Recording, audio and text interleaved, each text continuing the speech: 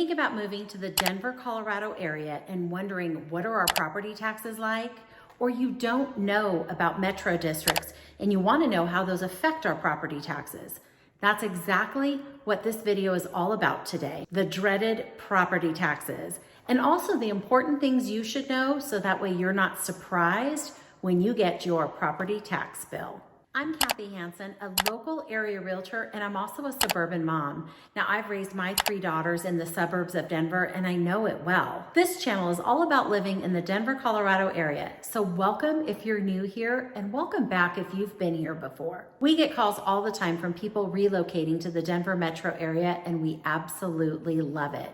So reach out to us, call, text, email us. We do answer our phones. We do answer our text messages.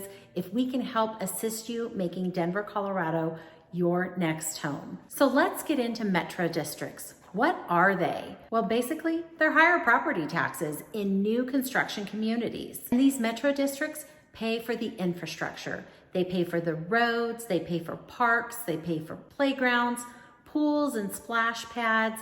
They pay for the trails, gutters, curbs, the water infrastructure. The metro districts pay for a lot. And they were basically created by the land developers. And they were created so that the land developers didn't have to come up with this money out of their pocket, nor did they have to burden the local government with funding these infrastructure needs that these new communities have. So what land developers do is they issue bonds to pay for all of this infrastructure. And when they issue these bonds, well, it keeps the new construction house price low.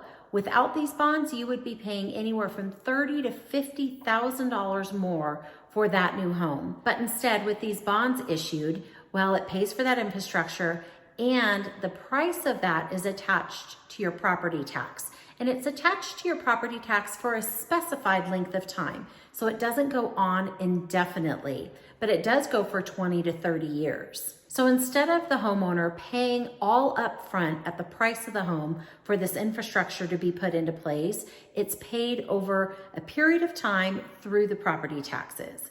Now, homes in the metro district areas compared to homes outside of district areas, well, those homes' property taxes could be sometimes double what a house outside of the metro district their taxes are. And there are over 400 metro districts in the Denver metro area, so there's lots of them around. But don't worry, if you're not into metro districts, if you don't want to pay that additional property tax, or if you don't want new construction, if that's not your thing, we have plenty of houses that are not located in the metro district area. Now, these metro districts are a separate form of government.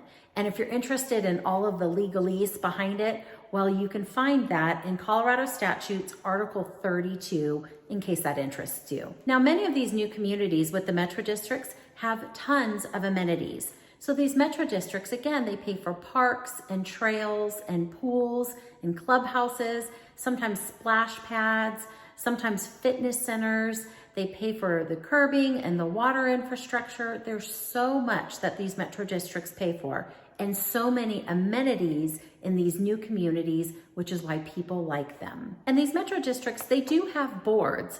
So local residents can run to be a member of the board of that metro district. So there is some local control, and residents do have a say about these metro districts. But keep in mind, again, they are a form of government. Now, the cons of living in the metro district, well, the higher property tax.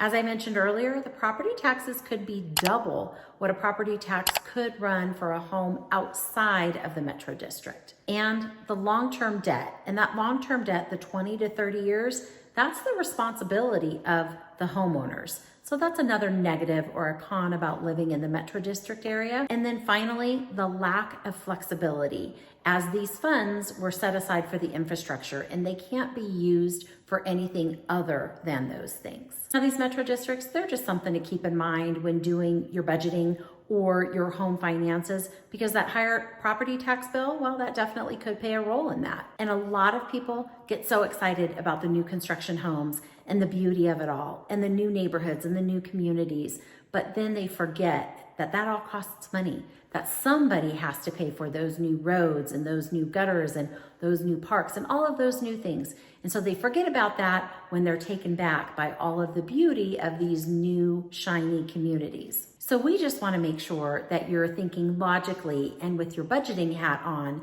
in regards to these new communities and the extra expenses that come along with it. So again, metro districts, they're nothing to be scared about. They're just something to be knowledgeable of. And I'm keeping this one short and sweet today. If you have any questions about metro districts or about relocating to the Denver metro area, just reach out. I would love to help you make Denver, Colorado, or the metro area your next home. All of my contact information is in the comment section and the details section below. And then if you liked this video, hit that like button, please. And if you want to see more of my videos or be notified when I post other videos about living in the Denver, Colorado area, well, hit that subscribe button. And until next time, go out there and make today a great one.